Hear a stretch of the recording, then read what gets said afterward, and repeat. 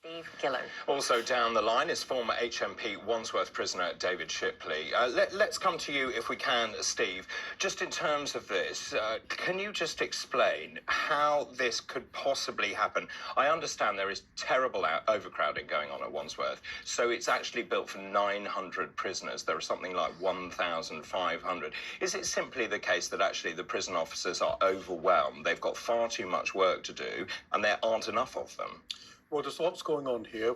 Let's firstly take Wandsworth Prison as a single entity. Wandsworth Prison holds 1,600, just over 1,600 prisoners. It's the most overcrowded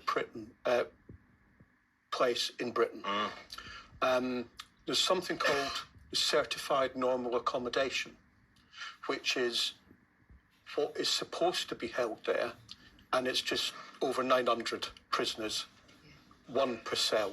So you've got effectively 600 odd prisoners that are overcrowded. So you're about 60 to 80% over where you should be, basically. Yeah.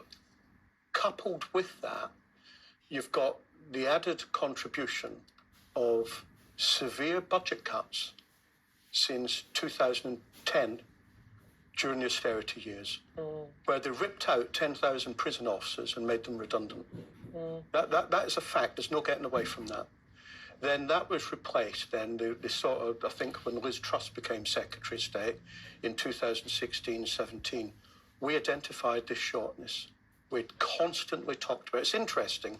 Everybody wants to talk about prisons when something goes wrong, but they don't want to talk about prisons generally. And I understand that because it's not as sexy as talking about education, nursing, policing, different things. So we know we come down the pecking order, but it's a vital public service that our members do in a very, very hostile and difficult environment.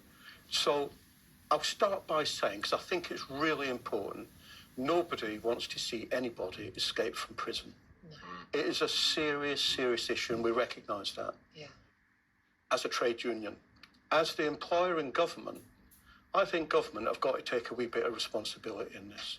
They're the ones that have cut our numbers of prison officers from 2010. Do you know we're still 2,400 prison officers in deficit in 2020? And you're right to say that, because also the current population is 84,000. Capacity of prisons in this country is meant to be 78,000. So we're way over. The government knows this, actually. I think all political parties knows this. And actually, aren't they building more prisons?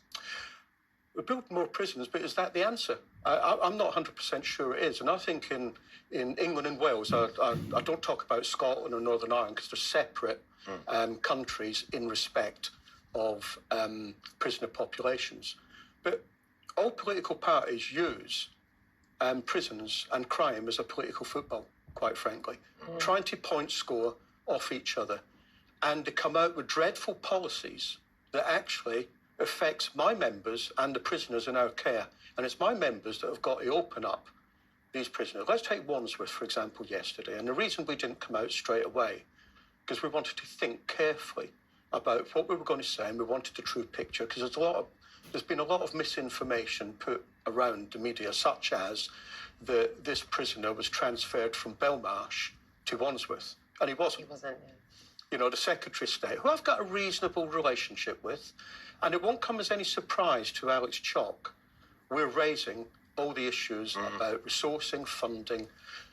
Your viewers won't be aware, but at any one time in this country, every single day, there is 300 prison officers moving around the country called detached duty to fill gaps in the system, and it's costing the taxpayer, just in hotel bills, £1 million a month. Wow. What do you see as the solution to this to make sure that this kind of thing doesn't happen again?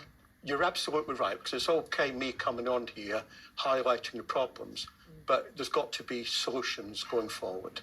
And I think we've got to get back to a situation where we've got a properly resourced prison, where we've got experienced staff to get rid of 100,000 years of prison experienced officers. And I feel sorry for the young officers coming into environments such as Wandsworth and other difficult prisons. Now, I think the solution, getting to the solution, and we've been calling for it for quite some time, it actually was in the Conservative manifesto in 2019 and have not carried it through. And that is a public inquiry, a royal commission, not just into prisons, but into the whole criminal justice system, from our courts to policing to probation and ultimately to prisons, because they're in crisis, the whole lot combined. And it comes back to the thing we've talked about, I think, pretty much every single day, is about continuity across all political parties.